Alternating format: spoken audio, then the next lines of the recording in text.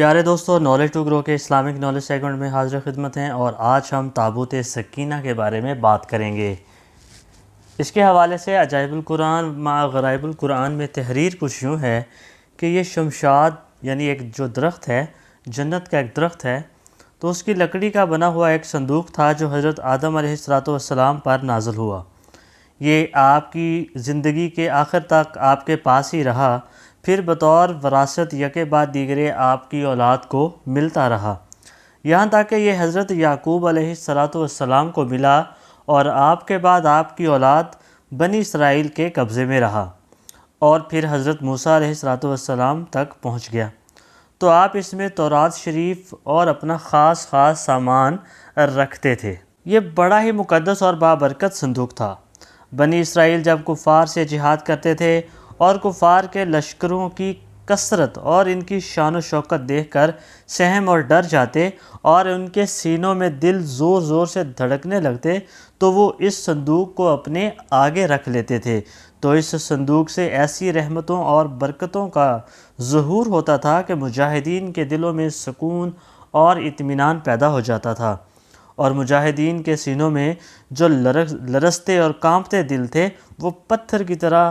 مضبوط ہو جاتے تھے۔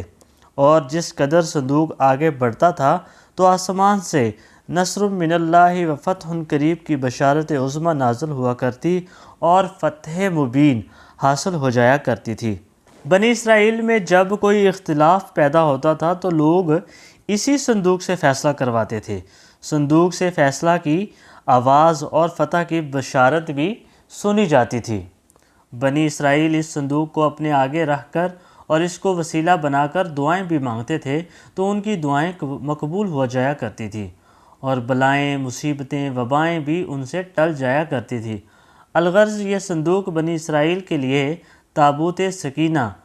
برکت و رحمت کا خزینہ اور نصرت خداوندی کے نزول کا نہایت ہی مقدس اور بہترین ذریعہ تھا۔ مگر جب بنی اسرائیل طرح طرح کے گناہوں میں ملوث ہو گئے اور ان لوگوں میں گناہوں اور سرکشی کا دورہ ہو گیا، تو ان کی بدعمالیوں کی نحوست سے ان پر خدا کا یہ غضب نازل ہو گیا کہ قوم عمالقہ کے کفار نے ایک لشکر جرار کے ساتھ ان لوگوں پر حملہ کر دیا۔ ان کافروں نے یعنی قوم عمالقہ کے لوگوں نے بنی اسرائیل کا قتل عام کر کے ان کو ان کی بستیوں سے نکال دیا اور ان کی بستیوں کو بھی تہس نہس کر دیا۔ پھر اس متبرک صندوق کو یعنی تابوت سکینہ کو بھی اٹھا کر وہ لے گئے۔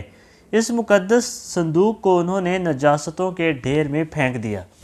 لیکن اس بے ادبی اور اس گستاخی کا نتیجہ یہ ہوا کہ قوم عمالقہ پر وبال پڑ گیا، اور یہ لوگ طرح طرح کی بیماریوں اور بلاؤں کے ہجوم میں جھنجھوڑ دیے گئے۔ چنانچہ قوم عمالقہ کے 5 شہر بالکل برباد اور ویران ہو گئے، یہاں تک کہ ان کافروں کو یہ سمجھ آئی، یقین دہانی ہوئی کہ یہ اس صندوق کی بے ادبی کا نتیجہ ہے، تو ان کافروں کی آنکھیں کھل گئیں۔ چنانچہ ان لوگوں نے کیا کیا کہ اس مقدس صندوق کو ایک بیل گاڑی پر لاد دیا اور پھر بیلوں کو بنی اسرائیل کی بستیوں کی طرف ہانک دیا۔ پھر اللہ تعالیٰ کے حکم سے 4 فرشتے آئے اور وہ صندوق کو بنی اسرائیل کے نبی حضرت شمعون علیہ السلام کی طرف لے گئے۔ اس طرح پھر بنی اسرائیل کی کھوئی ہوئی نعمت دوبارہ ان کو مل گئی، اور یہ صندوق بھی ٹھیک اس وقت حضرت شمعون علیہ السلام کے پاس پہنچا کہ جب آپ نے طالوت کو بادشاہ بنا دیا تھا، اور بنی اسرائیل طالوت کی بادشاہی تسلیم کرنے پر تیار نہیں تھے، اور یہی شرط ٹھہری تھی کہ مقدس صندوق آ جائے تو پھر ہی ہم طالوت کی بادشاہی کو تسلیم کریں گے۔ چنانچہ صندوق آ گیا اور بنی اسرائیل نے طالوت کی بادشاہی قبول کر لی۔ اب سوال یہ پیدا ہوتا ہے کہ یہ جو تابوت سکینہ ہے یہ ہے کیا؟ اس کے اندر کیا تھا؟ تو اس مقدس صندوق میں حضرت موسیٰ علیہ السلام کا عصا، ان کی مقدس جوتیاں، حضرت ہارون علیہ السلام کا عمامہ، حضرت سلیمان علیہ السلام کی انگوٹھی، تورات کی تختیوں کے کچھ حصے، کچھ من و سلوہ اور اس کے علاوہ دیگر حضرات انبیاء کرام علیہ السلام کی مختلف تبرکات بھی اس میں موجود تھے۔ یہ بیان ہے تفسیر روح البیان سے، اور اسی سے منسوب یہ ہے کہ قرآن مجید میں خداوند قدوس نے سورہ بقرہ میں اس مقدس صندوق کا تذکرہ بھی فرمایا ہے۔ تذکرہ سورہ بقرہ میں ہے، اس آیت کا ترجمہ کچھ یوں ہے: اور ان سے ان کے نبی نے فرمایا، اس کی بادشاہی کی نشانی یہ ہے کہ آئے تمہارے پاس تابوت جس میں تمہارے رب کی طرف سے دلوں کا چین ہے، اور کچھ بچی ہوئی چیزیں ہیں معزز موسیٰ علیہ السلام کی اور معزز ہارون کے ترکہ میں سے۔ اٹھاتے لائیں گے اسے فرشتے، بے شک اس میں بڑی نشانی ہے تمہارے لیے اگر تم ایمان رکھتے ہو۔ بنی اسرائیل کے اس صندوق سے کچھ ماخوذ کی جانے والی معلومات یا فوائد یا مسائل کچھ یوں ہیں کہ معلوم ہوا کہ بزرگوں کے تبرکات یعنی اولیاء انبیاء کے تبرکات خداوند قدوس کی دربار میں بڑی عزت اور عظمت والے ہیں، اور ان کے ذریعے مخلوق خدا کو بڑے بڑے فیوز و برکات حاصل ہوتے ہیں۔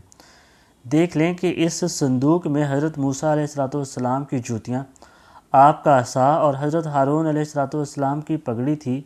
تو اللہ تعالیٰ کی بارگاہ میں یہ صندوق اس قدر مقبول اور مکرم اور معظم ہو گیا کہ فرشتوں نے اس کو اپنے نورانی کندھوں پر اٹھا کر حضرت شمویل علیہ السلام کے دربار نبوت میں پہنچایا، اور خداوند قدوس نے قرآن مجید میں اس بات کی شہادت دی کہ فیہ سکینۃ من ربکم، یعنی اس صندوق میں تمہارے رب کی طرف سے سکینہ یعنی مومنوں کے قلوب کا اطمینان اور ان کی روحوں کی تسکین کا سامان ہے۔ اس کے ساتھ ساتھ یہ بھی ایک سبق ملتا ہے کہ جو قوم سرکشی اور گناہوں کے طوفان میں پڑ کر اللہ اور رسول کی نافرمانی کرے تو اس قوم کی طرف سے نعمتیں چھین لی جاتی ہیں۔ چنانچہ آپ نے یہ سنا کہ جب بنی اسرائیل سرکش ہو گئے،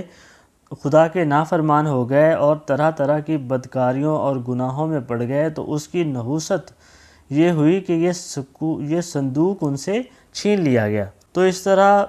بنی اسرائیل اپنی اس بہت بڑی نعمت سے محروم ہو گئے۔ واللہ تعالی و رسولہ عالم۔